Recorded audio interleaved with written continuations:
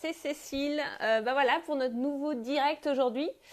Donc c'est notre semaine des lives. Enfin c'est ma semaine des lives. Puis c'est la nôtre aussi un petit peu parce que j'espère qu'on va pouvoir échanger dans le chat, dans les commentaires. Je sais pas si on m'entend. Pour l'instant, j'ai l'impression que je suis seule en fait. Donc je vais faire mon petit monologue en attendant qu'il y ait quelques personnes qui arrivent. Donc on est en direct pour la 3e fois cette semaine. On a fait un premier direct lundi avec Marie-Agnès. On a fait un direct hier ensemble pour parler d'un sujet qui commence à me coûter un peu d'argent. Puisque là, il y a 2 pièces, donc 2 € dans cette petite... alors j'ai pris un petit contenant en fait. Un petit contenant aujourd'hui et j'espère que ça va suffire en fait pour la semaine quand même. Mais bon, c'est pas si facile que ça en fait de... ça y est, je commence à reparler négativement. Alors voilà ce qu'on va faire. Voilà ce qu'on va faire. Aujourd'hui, j'ai pas vu grand monde ce matin en fait, puisque j'ai discuté un petit peu avec mon cher et tendre au petit déjeuner. Mais après, il est parti travailler. Et c'est vrai que depuis, je suis seule à la maison. Du coup, personne n'a pu corriger. Enfin, j'ai pu parler avec personne, en fait. Du coup, j'ai pas forcément fait de phrases négatives. Donc, ce qu'on va faire pendant ce live, donc si vous n'avez pas encore vu le live d'hier, et je vois pas encore qui est en ligne, donc mettez un petit pouce, un petit like pour me dire si vous m'entendez bien et laissez un petit commentaire, comme ça je sais qui est là et je peux discuter plus facilement avec vous. Donc bonjour Carole. C'est ça, c'est très fastoche en fait. Quand on est seul à la maison, c'est très très fastoche. On peut parler, on n'a pas besoin de parler, donc en fait on fait pas de faute. Le truc c'est que j'aimerais bien pendant ce live en fait que tu puisses et que les gens qui vont regarder puissent me corriger et me le dire en direct ou le laisser dans les commentaires si vous constatez que je ne tourne pas mes phrases positivement. Ça y est, je suis en train de le faire négativement là. Bon, on va dire que ça ne compte pas, croix du jeu. Bonjour Véronique. Si vous constatez que je parle négativement, eh bien dites-le moi dans le commentaire de façon à ce que je puisse ajouter au fil du live des petites pièces dans cette boîte, puisque encore une fois je suis seule aujourd'hui et du coup je ne pourrais pas m'auto-corriger facilement et surtout parler. Donc voilà, donc petit live à nouveau aujourd'hui. Alors on va retourner peut-être dans le jardin parce qu'il y a un rayon de soleil en fait, donc autant en profiter, hein. C'est pas très souvent qu'il y a un rayon de soleil. Enfin depuis ce matin il n'y a pas eu de rayon de soleil en fait, il a fait un temps un peu gris. Bon, c'est toujours gris, hein. Toujours gris, ciel gris, je sais pas comment c'est chez vous. Véronique, tu dis que tu as essayé, c'est plus facile après coup de trouver la bonne formule. Ah ouais. Effectivement, ça demande une réflexion. Et c'est ça c'est ça l'enjeu en fait, c'est que on sait théoriquement, et tu le sais comme moi, que c'est important de le faire. Et pourtant, c'est pas si facile que ça. Pourquoi ? Parce qu'on n'est pas habitué en fait. Et il faut qu'on s'habitue à parler positivement et c'est vraiment un travail de remettre un automatisme en place, de déconstruire ce qu'on a déjà et voilà, c'est un petit peu compliqué donc, mais ça vaut le coup de le faire, non seulement pour ses enfants mais aussi pour soi je pense, vraiment par rapport à l'interaction que peut avoir les autres et même le discours des fois intérieur qu'on peut avoir sur soi ou sur les autres. Bref, donc ça c'était un peu le live d'hier et aujourd'hui je voudrais en partager un autre avec quelque chose que j'ai lu en fait qui m'a interpellée. Ok Carole, on se verra plus tard, pas de souci. Quelque chose qui m'a interpellée, c'est une étude que j'ai vue, que j'ai lue. Donc si tu me suis en fait, tu sais que j'aime bien partager des choses sur les neurosciences parfois. J'ai pas mal de choses sur les neurosciences dans mes formations parce que c'est bien de s'appuyer sur du concret, du scientifique pour pouvoir appuyer ce qu'on sait sur les enfants aujourd'hui et sur notre cerveau, etc. Et du coup, merci d'avoir partagé la vidéo. Ma parenthèse coaching, top. Donc, Du coup, j'aimerais partager avec toi une étude que j'ai lue qui concerne en fait ce qu'on appelle alors en anglais c'est awareness. Attends, c'est quoi que je m'en souvienne? Peripheral awareness, donc conscience périphérique si vous voulez. Alors pourquoi la conscience périphérique? C'est quoi ce truc-là? On connaît peut-être que vous connaissez la vision périphérique. On a une vision centrale et puis on a une vision périphérique qui nous permet de voir ce qu'il y a autour de nous, jusqu'à 180 degrés si on fait bien attention.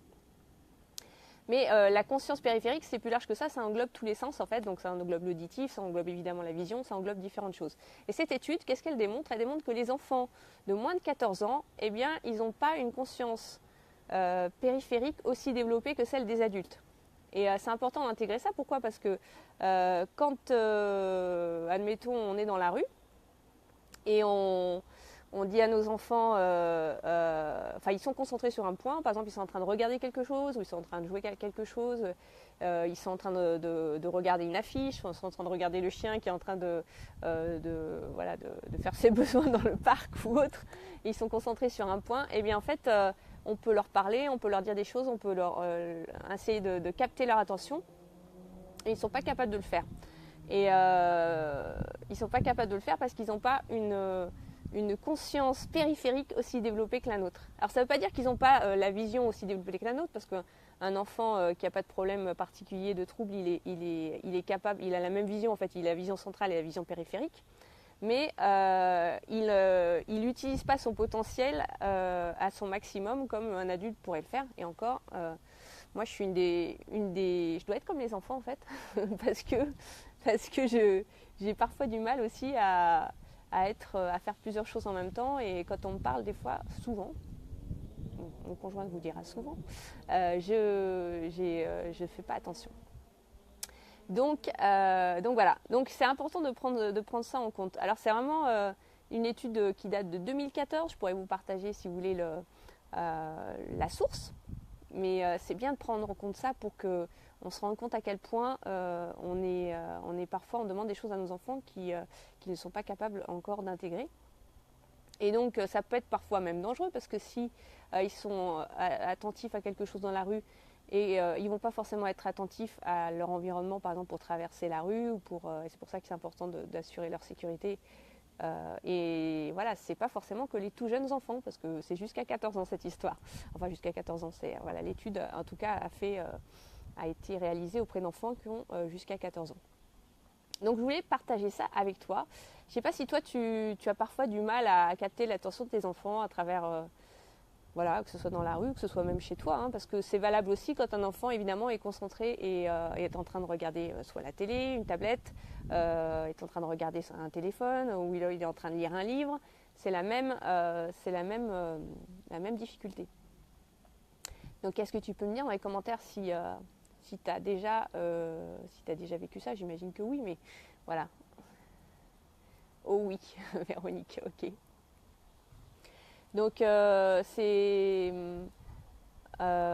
pour moi, tout ce qui est vraiment capter l'attention, le jeu, c'est ce qui permet de le faire. Enfin, vous savez si vous me suivez, évidemment. Parce que là, on a l'attention 100% de nos enfants, et par le jeu, on arrive justement à capter l'attention, parce que le jeu, il fait appel à d'autres choses que uniquement la partie visuelle ou auditive. On arrive à se connecter à nos enfants avec tout ce qui est émotionnel, en fait, le cerveau limbique. Et du coup, c'est beaucoup plus simple de capter l'attention des enfants en parlant leur langage. C'est pour ça que je partage tout ce que je partage sur le blog et sur les différentes formations, pour vraiment apprendre à faire ça ou réapprendre à faire ça quand on a un petit peu oublié, parce qu'on n'est plus des enfants et parce que nos enfants ils nous sollicitent là-dessus, et on a besoin de comprendre pourquoi on fait les choses et de les faire en conscience en fait. Voilà un petit peu ce que je voulais partager avec toi aujourd'hui. Alors là, je suis encore dans mon jardin. C'est assez sympa de vous avoir en direct comme ça. Et je voulais partager autre chose par rapport à ça. C'est un exercice. Alors moi, malheureusement, j'ai pas d'enfant là à portée de main puisque ma fille est en vacances. Du coup, je vais pas pouvoir le faire avec elle. Mais Ce que je t'invite à faire avec tes enfants, si tu les as avec toi en ce moment, c'est un petit exercice. Alors je vais peut-être me mettre debout pour essayer de le faire quand même. On va imaginer, faire travailler un petit peu notre imagination là pour le coup. Alors attends, je vais faire un peu de logistique. Je vais mettre hop, le téléphone sur pied. J'espère que ça va fonctionner. J'ai un petit tabouret ici. En fait, on va faire comme si cet arbre-là, c'était un humain. Ok, me prenez pas pour une folle. Je vais peut-être débrancher. Hop. Est-ce que vous m'entendez toujours? Oui, non. Hop. Est-ce que vous m'entendez toujours? Normalement, ça devrait marcher même sans les oreillettes, mais... donc le jeu. Ok, super. Le jeu, en fait, c'est de se mettre le long de... derrière un enfant. Donc, imaginons que ça, c'est votre enfant. Ok? Donc, on se met derrière lui, les bras le long du corps. Et lui, on va lui demander, en fait, de fixer un point qui va être sur le mur devant lui. Donc, ça peut être une image, ça peut être un tableau, ça peut être ce que vous voulez, en fait. Mais il faut qu'il focalise son attention sur un point. Et même si c'est un tableau, il faut qu'il focalise son attention sur un point plus précis du tableau. Et donc, ce qu'on va faire, c'est qu'on va se mettre derrière lui. Et donc lui, il va regarder bien en face de lui, en fait. Donc c'est sa vision centrale là qui est en jeu. Il regarde bien en face de lui le tableau ou peu importe l'image en question. Et nous, en fait, on va venir avec nos mains, la main droite par exemple, et faire hop, sur le côté, donc côté périphérique, droite ou gauche ou les deux en même temps. Et on va pouvoir commencer à bouger nos mains comme ça pour lui apprendre à développer en fait sa vision et tout en gardant son attention sur le point fixé. Eh bien, il va commencer à avoir une perception de ce qui se passe autour de lui. Et on peut même mettre des marionnettes au bout des doigts, on peut dire des choses rigolotes pour vraiment développer les différents sens à travers ça. Et quand on fait cet exercice plusieurs fois, eh bien, l'enfant il commence à avoir des perceptions différentes sur sa périphérie. Et il y a un truc génial aussi, c'est que ça aide à calmer. Je vais remettre l'oreillette. Ça aide à calmer. C'est un peu comme de la méditation presque. Hein, ça aide à se calmer. Et à... On voit plus. Hop. Excusez-moi. Voilà. Ça aide à se calmer et ça marche aussi pour les adultes. Donc, d'ailleurs, demain, je ferai peut-être... Ouais, on va faire ça demain, dans le live de demain. Je vais te proposer de faire un exercice pour nous, les adultes, pour développer notre vision périphérique. Enfin, quand je dis notre vision, c'est pas notre vision, c'est notre conscience. Donc, à travers tous les sens, la vision, etc. Et c'est un exercice que j'ai fait récemment et que je trouve top. Parce que aussi, ça permet de calmer les peurs, les angoisses. C'est vraiment comme de la méditation. Donc, Véronique, avec les ados, tu peux faire exactement ça aussi. Hein. On pourra faire demain, ce qu'on va faire demain, en fait, tu peux le faire avec un ado aussi. Et ça va aider à développer sa perception de l'environnement. Donc, c'est vrai que les ados, ils ont parfois aussi tendance à être un petit peu dans leur monde. Donc, voilà. Mais c'est pas... En fait, je pense que moi aussi, j'ai ce problème-là. C'est peut-être un problème d'attention. Il faudrait creuser le truc. Mais en tout cas, chez les enfants, ce qui est sûr, c'est que c'est pas aussi développé que chez nous, les adultes. Et donc, c'est logique que les enfants soient moins à l'écoute et que parfois, on a l'impression qu'ils sont juste à côté de nous, en fait, ils sont en train de faire quelque chose. Et on a l'impression qu'ils sont qu'il y a vraiment une espèce de mur ou de vitre insonorisée entre nous parce qu'ils nous entendent absolument pas quand on leur demande quelque chose. Donc voilà, neurosciences, ça explique beaucoup de choses. Ça permet aussi de prendre un peu de recul sur la vision qu'on a sur nos enfants. Donc je trouve que c'est top d'intégrer aussi ces outils-là et cette connaissance pour avoir une autre perception de notre relation avec nos enfants. Et parfois prendre un peu de recul et se dire, ok, peut-être que nos enfants, c'est pas, comme dirait Isabelle Fioza, des adultes en miniature. Voilà, ils sont en plein développement. Il y a des choses que eux ils ont et que nous on n'a pas d'ailleurs, hein, mais qu'on peut grandement modéliser sur eux parce que ils sont dans le moment présent, ils sont dans l'authenticité, ils sont dans toutes ces qualités qu'on aime retrouver aussi en tant qu'adulte. Mais leur cerveau est en développement et il y a des choses qu'ils n'ont pas encore complètement intégrées, donc c'est logique qu'on soit un peu plus indulgent sur certaines choses aussi. Donc je sais pas ce que tu en penses, toi qui regardes cette vidéo. Mais tu peux laisser un petit commentaire là-dessus si tu as des exemples à partager. Et puis j'aimerais bien avoir ton avis là-dessus. Voilà pour ce petit live. J'espère que ça t'a plu. Donc demain on fera cet exercice et je le ferai en direct avec toi en fait. Comme ça, je positionnerai la caméra pour qu'on voit bien l'exercice et que tu puisses le faire aussi chez toi et avec tes ados si tu as des ados. Voilà pour aujourd'hui, j'espère que ça t'a plu. N'hésite pas à me faire un petit retour, un petit like, un petit cœur, tiens, petit cœur si ça t'a plu. Et voilà, donc on se retrouve demain. Et moi je vais continuer à apporter du contenu pour que vous puissiez construire et avoir une relation encore plus belle avec vos enfants, comme moi je suis en train de le construire aussi avec la mienne, parce que c'est jamais fini. Voilà, je ne sais pas si vous êtes toujours là. Oui, il y a 5 personnes. Super. Ok, merci beaucoup. Et je vous dis à demain. Bye bye.